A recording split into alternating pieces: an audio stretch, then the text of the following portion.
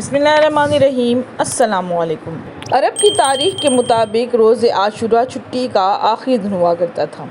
عرب کی روایات میں آتا ہے کہ محرم کے عشرہ دوم کے پہلے 3 دن یعنی 10، 11 اور 12 محرم آخری ایام تعطیل ہوا کرتے تھے۔ قبائل عرب اس دن کو بطور روز عید منایا کرتے تھے۔ لوگ نیا لباس زیب تن کرتے، آپس میں ایک دوسرے کو تحفے تحائف دیتے۔ ابھی تک بعض صحرا نشین قبائل لوگ انہی رسم و رواج پر عمل کرتے ہیں، بالخصوص شام کے اطراف کے یزیدی اور لبنان اور ریاض کے یزیدی کرد ابھی تک ان رسوم کے پابند ہیں۔ عاشورہ محرم واقعہ کربلا سے پہلے یہ دن عرب کی تاریخ میں مسلسل قومی جشن کا دن چلا آتا تھا۔ تقویم عرب میں محرم الحرام قمری سال کا پہلا مہینہ تھا اور آج بھی محرم اسلامی سال کا پہلا مہینہ ہے۔ عرب کی قدیم رسومات کے مطابق سال کے 4 مہینے جن میں محرم بھی شامل ہے، تمام قبائل ان مہینوں میں آپس کی جنگ و جدل روک دیتے تھے۔ محرم کی پہلی تاریخ سے قومی جشن شروع ہو جاتا تھا۔ یوم عاشورہ 10 محرم کا دن ہوا کرتا تھا۔ لوگ آپس میں ایک دوسرے سے ملتے اور مبارکباد دیتے تھے۔ جب آفتاب اسلام طلوع ہوا تو ان فضول رسومات کی ممانعت کر دی گئی۔ ان کے بجائے تقرب الہی کے احکامات رائج کیے گئے تاکہ ان اخلاقی عمومی کو مذہبی طریقے سے اپنایا جا سکے۔ 61 ہجری کے واقعہ کربلا نے یوم عاشورہ کو خاص معانی دے دیے۔ نواسۂ رسول امام حسین علیہ السلام کی شہادت کے بعد عاشورہ کی ایک خاص صورت بن گئی۔ اب روز عاشورہ یعنی یوم شہادت حضرت امام حسین علیہ السلام کی عزاداری کا دن ہے۔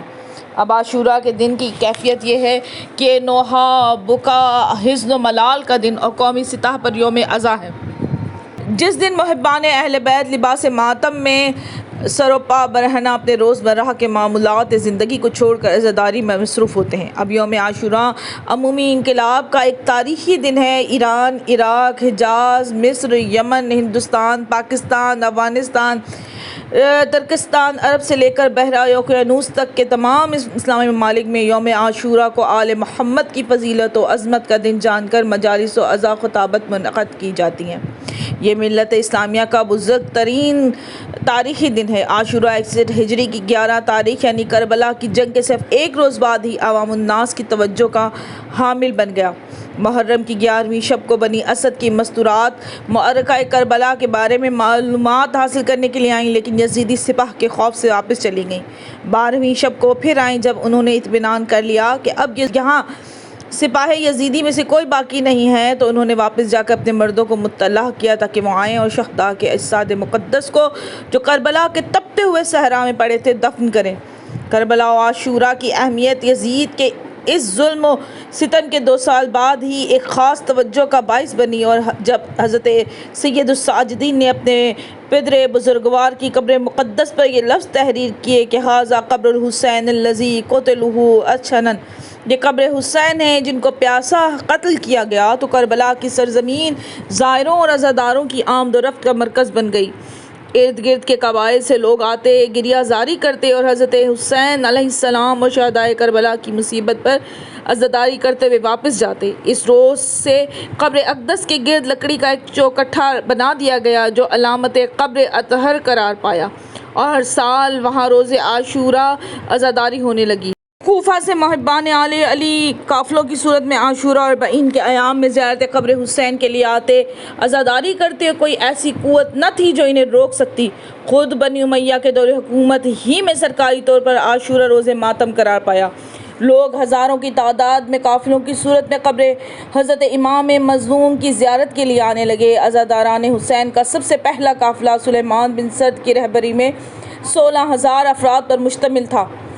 عزاداری امام مظلوم کے لیے گریہ کرتے یوں کئی ہزاروں افراد قافلوں کی صورت میں کربلا آئے۔ انہوں نے احتجاج کی بنیاد ڈالی اور خون حسین کے انتقام کا مصمم ارادہ کیا۔ عاشورہ کے دن مزار امام حسین پر مجالس ماتم برپا ہوتی تھی۔ یہی وجہ ہے کہ بنی عباس کے دور حکومت میں متوکل نے قبر امام حسین کو مٹانے کا ارادہ کیا، لیکن وہ اپنے اس ناپاک ارادے میں کامیاب نہ ہو سکا، بلکہ سوگواران حسین علیہ السلام کے دلوں میں زیارت قبر حسین کا اور زیادہ ولولہ بیدار ہوا۔ قبر اقدس سید الشہداء پر قبہ بنا دیا گیا اور مزار انور کی تعمیر کی بنیاد رکھ دی گئی۔ اب یہ مقام زائرین اور آل علی و فاطمہ علیہ السلام کی ایک عظیم زیارت گاہ بن گیا، اور پھر ہر سال اہمیت عاشورہ بڑھتی چلی گئی۔ جتنا بھی دشمنان اہل بیت نے چاہا کہ عوام الناس کو عزاداری حسین سے روکیں، حکام و امرائے زمانہ ذکر حسین کو نہ روک سکے، اور یہ عزاداری بڑھتی چلی گئی۔ بس ہر طالب حق کے لیے واجب ہے کہ روز عاشورہ کے ذریعے تزکیہ نفس کر کے اپنے آپ کو مہذب بنائے۔ حضرت امام حسین علیہ السلام نے عاشورہ کے دن معرکہ حق و باطل میں جس عظیم عاشورائی ایثار کو زندہ کیا، اس کی مثال اگر دیکھنی ہے تو لشکر حسینی میں دیکھیں۔ اگرچہ تعداد کے لحاظ سے یہ لشکر بہت کم تھا، لیکن جذبہ شہادت کے لحاظ سے یہ لشکر کروڑوں اربوں انسانوں پر بھاری تھا۔ لشکر حسینی ایثار، فداکاری، وجاہت، شجاعت اور خدائی صفات کا مظہر تھا۔ محرم الحرام کی دوسری تاریخ سے لے کر عصر عاشور تک لشکر حسینی کے ہر فرد نے ایثار، قربانی اور فداکاری کی اعلیٰ مثالیں پیش کی، اور جب سید الشہداء بھی شہید ہو گئے تو کربلا معلیٰ میں ہر جگہ، ہر مقام پر ایثار و وفا کے ایسے نمونے سامنے آئے جو کسی بھی اور مقام پر نظر نہیں آتے۔ حقیقتاً عاشورہ معرکہ حق و باطل میں عظیم انسانی اقدار کا مظہر اور بشریت کے ایک اعلیٰ نمونہ اور درس عظیم ہے۔ عاشورہ مصائب کا دن ہے، اور چونکہ مصائب ہمیشہ فضائل کی وجہ سے پیدا ہوتے ہیں، لہٰذا عاشورہ فضائل کا دن ہونے کے ساتھ ساتھ ہمیں درس دیتا ہے کہ اپنے اندر فضائل حسینی اور اقدار الہی پیدا کریں۔ عاشورہ کے روز عظیم مصائب جو حضرت امام حسین علیہ السلام پر نازل ہوئے، ان کی حکایت کو سامنے رکھتے ہوئے حضرت امام حسن مجتبیٰ نے حضرت امام حسین کو مخاطب کر کے فرمایا تھا، اے ابا عبداللہ، تمہارے دن جیسا کوئی دن نہیں ہے۔ ویڈیو پسند آئے اسے لائک اور شیئر کریں، میرے چینل کو سبسکرائب کریں۔ مجھے اجازت دیں، اللہ حافظ۔